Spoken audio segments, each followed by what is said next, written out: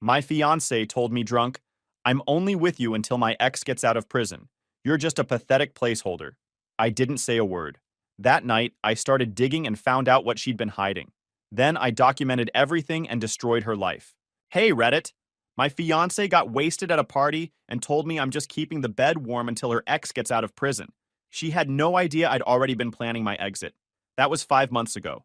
Now she showed up with bruises all over her body and begging me to take her back. Grab your popcorn. This is going to be intense. Name's Adrian, 33 male. Naomi and I met at a gym in Austin about 2 years back. I'm a supply chain manager for an industrial equipment company. She worked in some healthcare admin job. We started talking after she asked me to spot her on bench press. She looked good, seemed laid back, had this whole independent woman thing going. After my divorce, 3 years prior, where my ex-wife decided she needed to find herself in Bali with a yoga instructor, that was exactly what I needed. Our first actual date was at this barbecue place downtown. She spent 15 minutes telling me this story about her crazy aunt who tried to smuggle a rooster on a plane, complete with accents and hand gestures that had the whole table laughing. I laughed more than I had in months. She seemed real. The first few months were solid. She'd pack me lunches with little notes. She'd actually laugh at my jokes. She never complained when I wanted to watch football all Sunday. Never gave me grief about going out with Ben and the guys. It was easy. But I was coming off a divorce where every single day had been a negotiation. Naomi seemed like the opposite of all that. I thought I'd finally found someone who got me. My brother Enzo met her about 3 months in. He worked fraud investigation for a major bank and had this annoying habit of psychoanalyzing everyone I dated. We grabbed dinner at this burger place near his office. So what do you actually do in healthcare admin? Enzo asked Naomi, doing his detective thing. Billing and insurance claims mostly. Making sure providers get paid. Dealing with insurance companies. Not exciting, but it pays the bills. How long you been doing that? About 4 years. Moved around a bit, but settled here in Austin about 3 years ago. Where'd you move from? She paused for just a second. Arizona originally, then did some time in Phoenix before landing here. Enzo noticed the pause, but he didn't push. After dinner, when Naomi went to the restroom, he leaned over. I don't know, something's off about her. You're just paranoid. He paused. Maybe. I told him he needed to relax. By month 4, she was staying over most nights. By month 8, she'd fully invaded my place. Skincare products everywhere, clothes taking over my closet, her food preferences dictating what I kept in the fridge. I didn't mind at the time. Made the place feel less empty. The only thing that seemed off was how she never talked about her past in detail. Every time I asked about her family or previous relationships, she'd give these vague answers and change the subject. Said her ex was toxic and made bad decisions. When I pushed for details, she got defensive. He's not in my life anymore, and that's all that matters, Adrian. Fair enough. Around our 1-year mark, she moved in officially. Split the rent 50-50, never complained about my schedule, actually encouraged me to have my own space. We got engaged 4 months later. I proposed with my grandmother's ring on a random Thursday morning. She cried, posted it all over social media within 5 minutes. The whole performance. Wedding planning kicked into high gear immediately. She wanted everything perfect. Venue at this ranch outside Austin, premium photographer, custom invitations. Every time I suggested scaling back, she'd get this disappointed look like I was letting her down. This is our one wedding, Adrian. Don't you want it to be special? Of course I did. So I kept writing checks. Ben thought I was insane. You're spending 40 grand on one day? That's a car, man. It's what she wants. He shook his head but didn't push it. Everything seemed fine until late August, about 6 weeks before the wedding. That's when the phone calls started. Naomi would get texts that made her face go pale, like someone had flipped a switch. Then she'd step outside or into another room to answer. Always with the same excuse when she came back. Family drama, her sister's divorce, her mom's health scare, her brother's job problems, her cousin's custody battle, her aunt's legal issues. Every week it was something new. Then came the mood swings. One day she'd be normal Naomi, making jokes and talking about honeymoon plans. The next day she'd snap at me for asking basic questions about the wedding schedule. You getting cold feet or something? I asked one night after she'd spent 2 hours on a mysterious call. Why would you even ask that? She shot back. You think I'd go through all this planning if I didn't want to marry you? Just seems like something's bothering you. My family's a mess right now, Adrian. Not everyone has their life together like you do. I let it slide. Figured wedding stress was getting to her. 2 weeks before our wedding, she postponed it. Said her grandmother was dying and she couldn't deal with wedding planning during a family crisis. I was frustrated but understood. These things happen. The postponed wedding should have been on October 12th. Ben's birthday party was October 18th. Ben's my college buddy, practically my brother. We'd lived together junior and senior year, survived multiple road trips and bad decisions together, served as each other's best man at our respective weddings. His divorce came through a year before mine, so we'd been the support system for each other through all that. Now we were both back in the dating pool. 30 people at his place, mostly couples from our friend group. Everyone bringing the usual potluck chaos, someone's terrible potato salad, someone else's amazing ribs, way too much chips and dip. Naomi started acting off early, which wasn't like her. She usually kept it together at social events, claiming she preferred to stay clear-headed. That night, she was different before 9 o'clock. Hey, maybe take it easy, I suggested around 10:30 when I saw her heading back for more. Stop being such a control freak, she snapped, loud enough that a few people nearby glanced over. I'm not trying to control you, just don't want you to feel terrible tomorrow. I'm a grown woman, Adrian. I think I can handle myself. Something was different. Her whole vibe was off.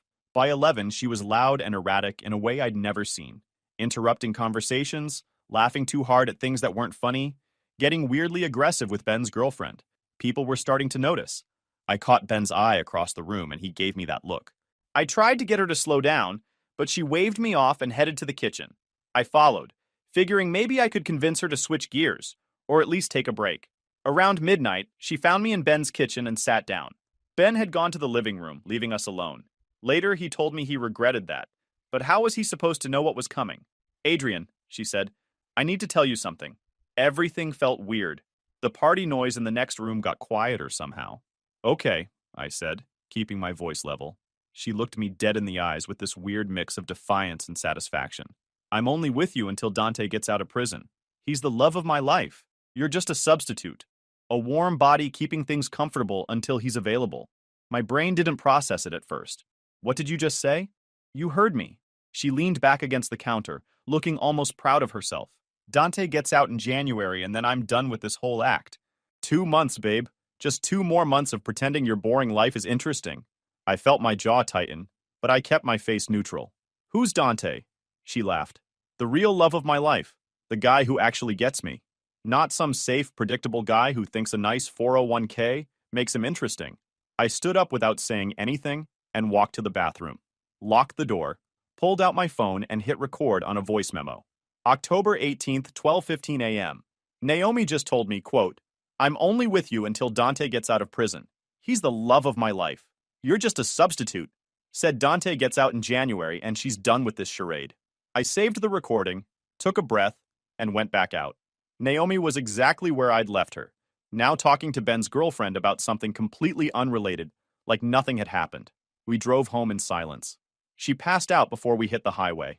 I kept glancing at her, this person I'd planned to marry, wondering who I'd actually been living with. Next morning, she woke up feeling terrible with zero memory of what she'd said. She apologized for being out of control and asked if she'd embarrassed herself. You were pretty out of it. Do you remember what you told me? She squinted.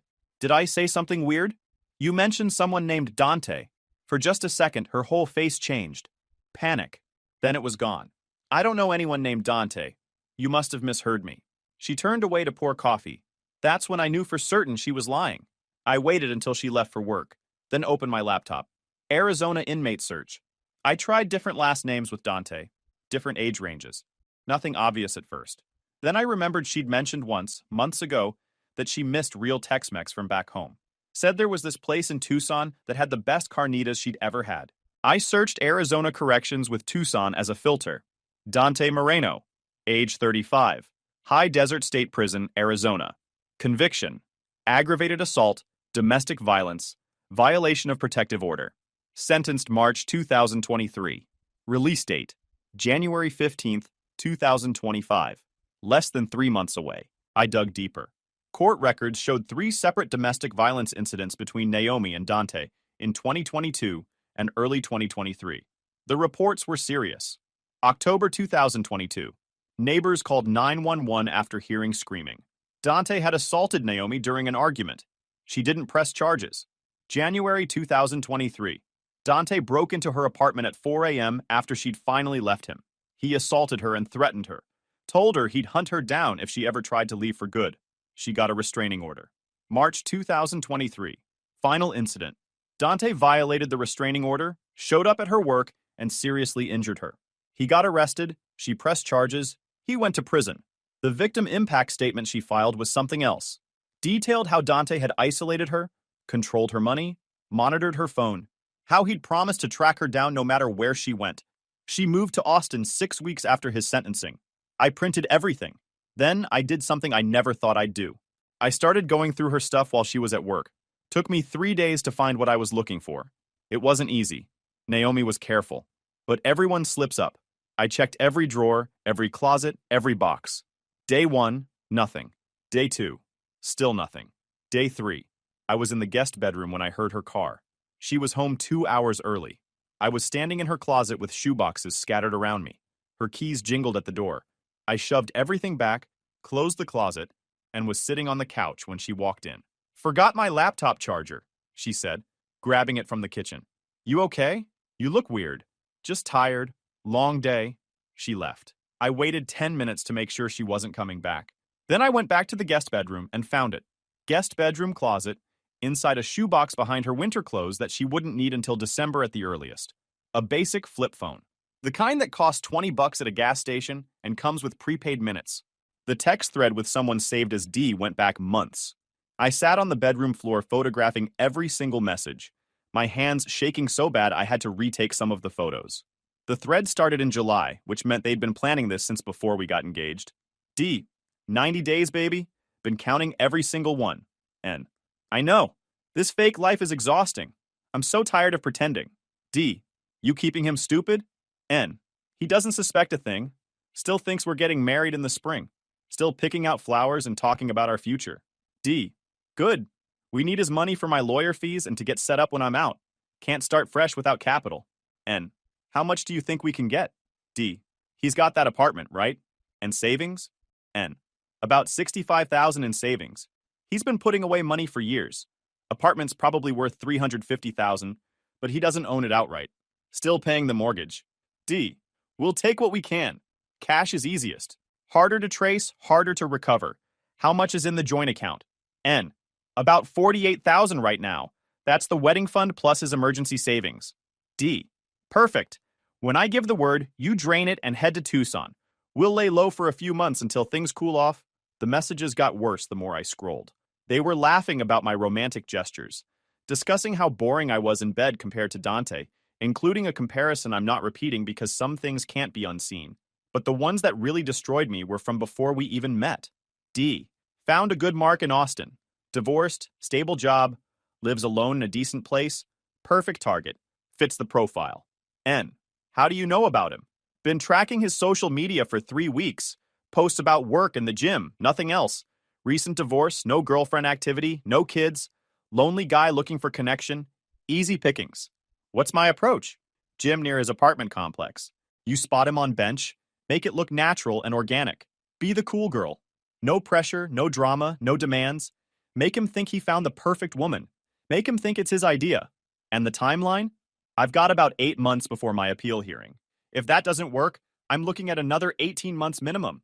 We need to build the relationship, gain access to his finances, and have the exit strategy ready when I know my release date for sure. They'd hunted me like an animal, researched me, studied my patterns, identified my vulnerabilities, planned the exact way to make me fall for her. Every single moment had been calculated from day one. I photographed every message and backed everything up. Then I put the phone back exactly where I found it. My brother Enzo works in fraud investigation for a bank. I called him that night and laid out the whole situation. That's textbook romance fraud, he said, after I sent him screenshots. And probably conspiracy.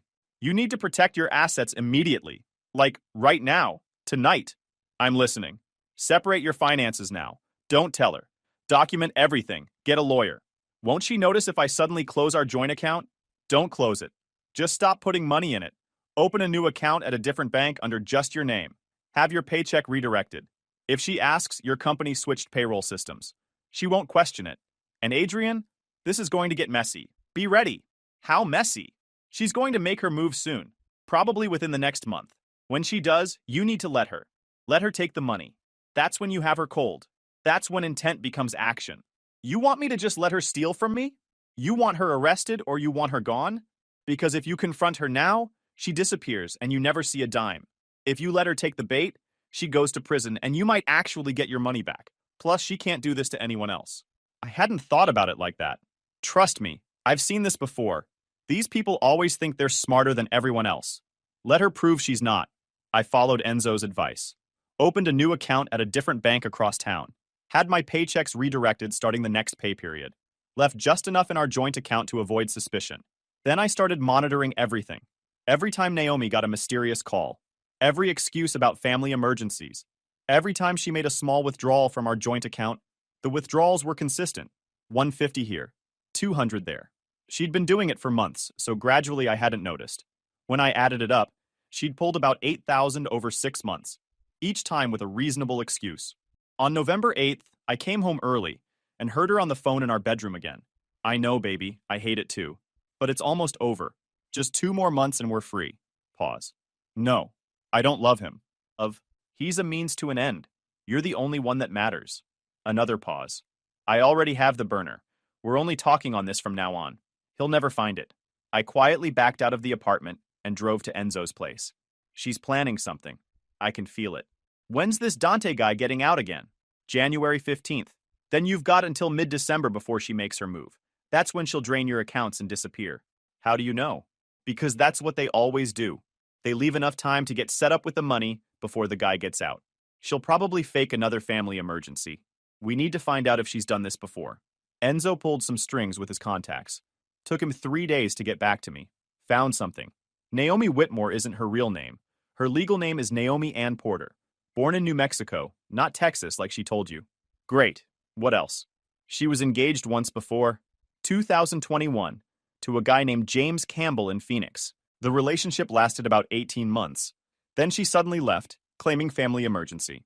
James filed a police report for theft, said she cleaned out their joint account, took about $18,000 and vanished. Never pressed charges because he couldn't prove she hadn't just withdrawn her share.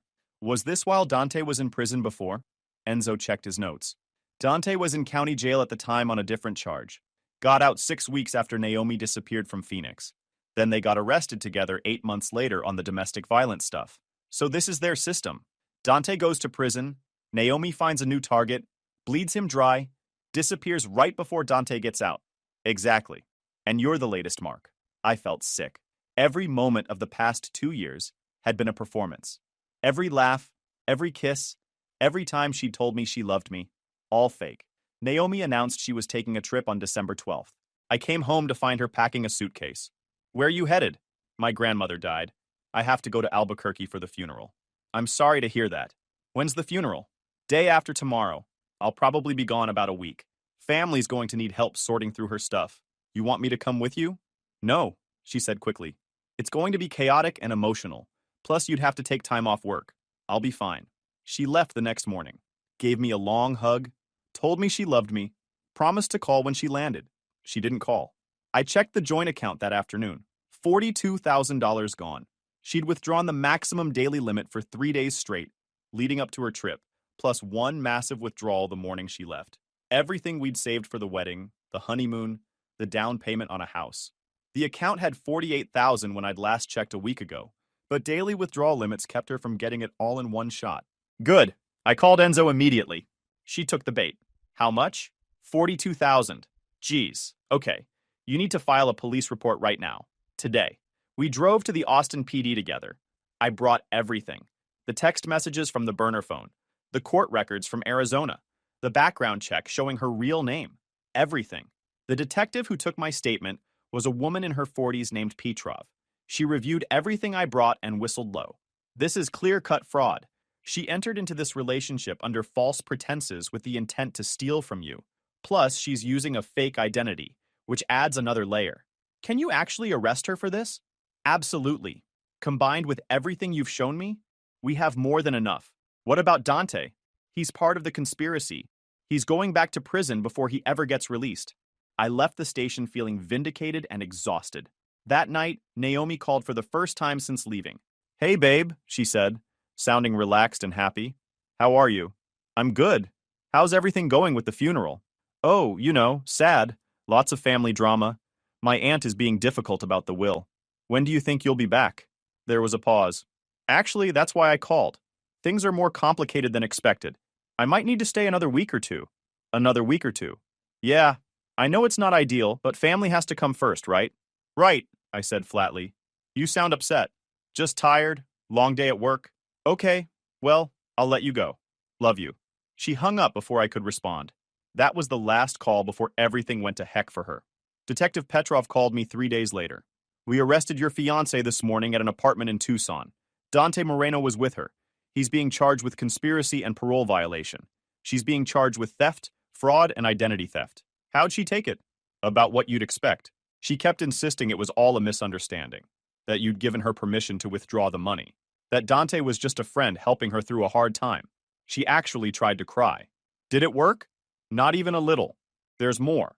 When they searched the apartment, they found about $28,000 in cash, multiple fake IDs under different names, and a notebook with detailed information about you and several other men. She's been researching other targets. How many? 4 others listed. We're trying to track them down now to see if she's made contact. Smart. Cast a wide net. And Dante. He'll be going back to prison for at least 3 years for the parole violation alone. Good. Naomi's lawyer called me 2 days later with a plea deal offer. She'd plead guilty to reduce charges, serve 3 months, pay full restitution, and provide information about the fraud operation. In exchange, the more serious charges would be dropped. I talked it over with Enzo. What do you think? I think you should take it.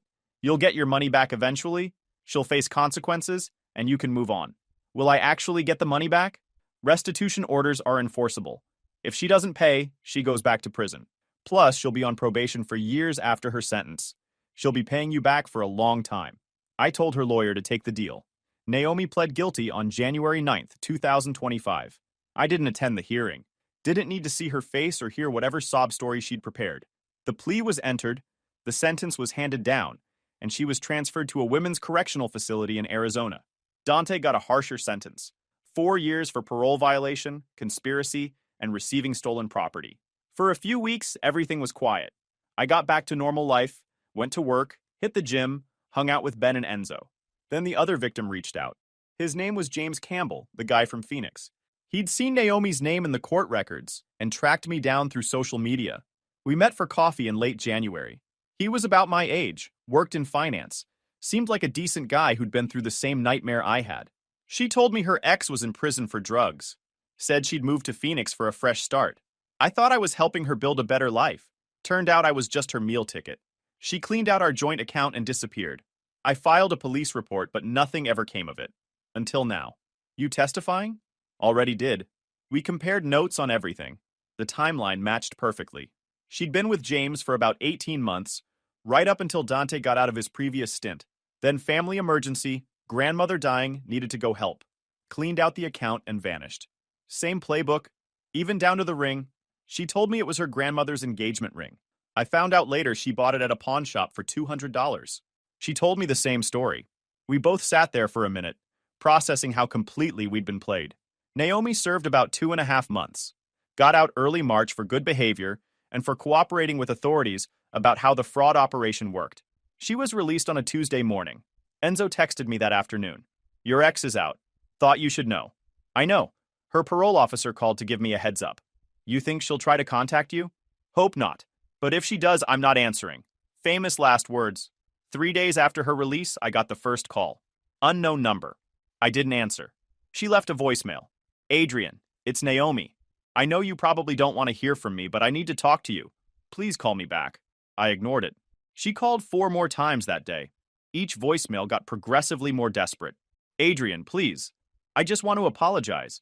I know I messed up. I'm not asking for forgiveness. I just need closure. Please call me back. Fine. Ignore me. But I'm not going away until we talk. I blocked the number. She started calling from different numbers.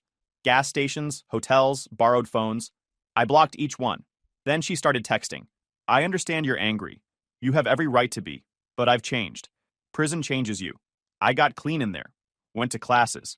Figured out why I did what I did. I want to make amends. I forwarded everything to her parole officer, told them she was harassing me, and asked them to handle it. The parole officer called her in for a meeting and warned her that continued contact with me would be a violation of her parole terms. That bought me about a week of silence. Then Enzo called me on a Sunday morning. You got the updates? What updates? Your ex's boyfriend got out yesterday. Early release for good behavior. Dante is out? Yeah. And according to my contact, he's not happy. Naomi's cooperation with the authorities added time to his sentence. He thinks she betrayed him. Where is he now? Halfway house in Tucson. But he filed a restraining order against Naomi. Said she's been trying to contact him, and he wants nothing to do with her. I felt a cold sense of satisfaction. So he dumped her. Looks like it. The great love of her life wants nothing to do with her now that she's a snitch. Karma's real. After that, things got quiet. Thought I'm finally done with all this drama. I was wrong. Naomi still had one move. The doorbell camera alert woke me up at 3 a.m. on a Thursday. I grabbed my phone expecting to see a delivery driver or maybe some drunk kids messing around. It was Naomi. She looked rough. Bruised face with fingerprint marks visible on her neck, cut lip still bleeding, black eye swelling shut. Hair matted with what might have been blood, clothes torn and dirty like she'd been sleeping in a dumpster. She was crying and clutching her side like her ribs were broken, bent over from the pain. I watched her through my phone. Didn't move from my bed, didn't even sit up. Just propped the phone against my nightstand and watched. She pressed the doorbell again, then started knocking, then pounding with both fists like she was trying to break through solid oak. Adrian, please, she said to the camera, her voice cracking. I know you're there. I can see your lights on. Please open the door. I'm hurt. I need help. I turned off my bedroom light and kept watching in the dark. She slid down to sit on my doorstep, still crying, wrapping her arms around herself like she was freezing. Started talking to the camera like I was sitting right next to her. Dante did this. He got out, and I went to see him, because I thought he still loved me. But he just lost it. Said I ruined his life. Said I was a snitch and a traitor. He attacked me in the parking lot of his halfway house and just left me there. Threw me out like garbage. I crawled to my car and I didn't know where else to go. I have nowhere, Adrian. No money, no friends. My family blocked my number. You're all I have left. You're the only person who might still care. I unmuted just long enough to hear if she'd say anything interesting, then muted again and went to get water.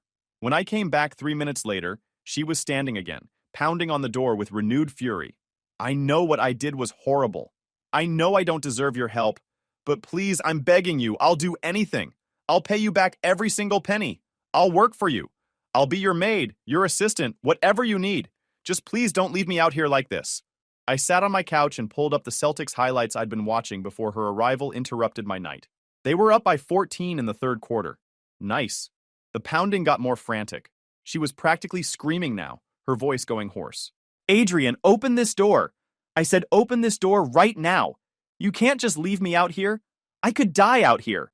What kind of man leaves someone to die on their doorstep? She started crying again, but it sounded different. Less desperate, more furious. Fine. You know what? Fine. I gave you 2 years of my life. 2 years. And this is how you repay me? You're pathetic, Adrian. You're a pathetic excuse for a man. You're hiding in there like a scared little boy instead of facing me like an adult. I turned up the volume on the game. Tatum hit a three-pointer. Beautiful shot. You think you're so much better than me? You're not. You're boring and safe and basic. I did you a favor by being with you. Nobody else would put up with your boring life. The real Naomi was coming out now. Then she started kicking the door. Hard enough that I heard the thuds even without unmuting my phone. My neighbor Jeff's light came on across the hall. Probably calling the cops already. Jeff was reliable like that. I'll go to the police. I'll tell them you did this. I'll tell them you hurt me. Look at my face. I have proof. I'll tell them you threatened me, that I had to run for my life. I'll destroy you. I'll ruin your life like you ruined mine. She was fully unhinged now, screaming at the camera. This was the woman who'd spent 2 years pretending to love me. This was who she really was. You think you're safe? You're not. I know where you work. I know your schedule. I know everything about you. You can't hide from me. That was probably a parole violation right there. I made a mental note to send this footage to her parole officer in the morning. Around 3:30 a.m., a police car pulled up. 2 officers got out, hands near their belts. Cautious approach. They'd probably been briefed by Jeff about a woman having a complete breakdown. I watched through the camera as they approached. Naomi spotted them and immediately flipped the switch. The rage vanished. She became small, helpless, broken, slumped against the door, crying softly, The perfect picture of a victim. "He won't let me in," she sobbed to the officers, her voice suddenly soft and trembling. "I'm his fiancée, and I'm hurt, and he won't let me in. I just need help. I'm scared."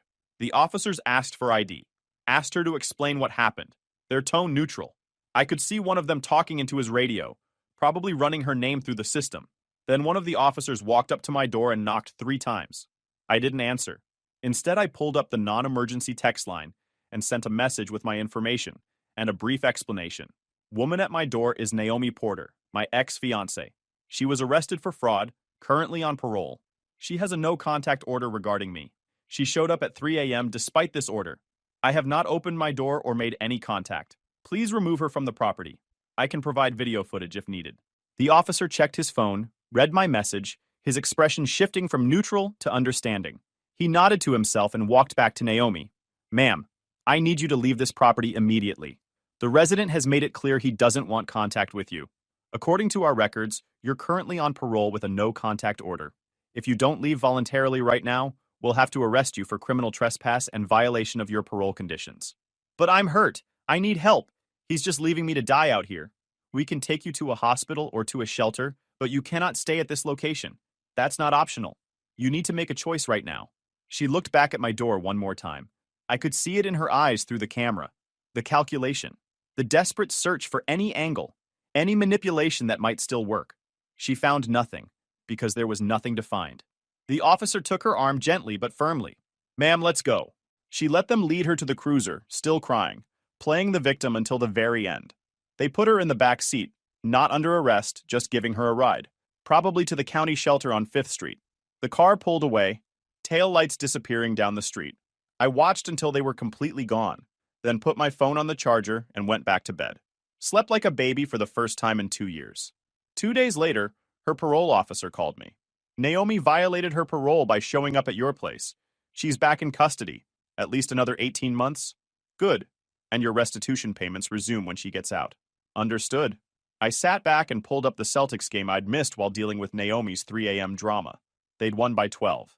Good day all around. Naomi was back in prison, Dante was locked up for another 3 years, and I had my life back.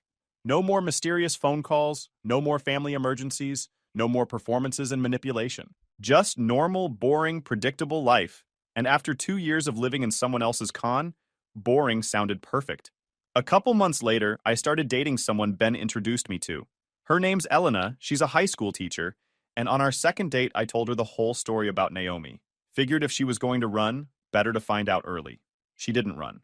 She listened to the whole thing, asked questions, and finally, she smiled. Most guys would have burned her car, or slashed her tires, or done something stupid that got them arrested too.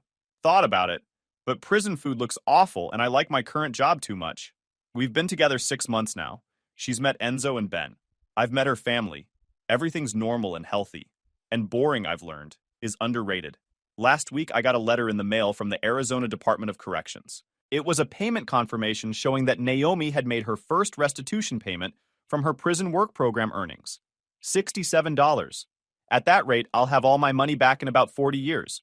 I framed the receipt and hung it in my office, as a reminder that sometimes the best revenge is just living well while they're still paying for what they did. Literally. Guys, we are so close to hit 100,000 subscribers on this channel. If you are not subscribed to the channel, please consider subscribing. It really helps hit that 100,000 mark. Thanks for making this dream come true.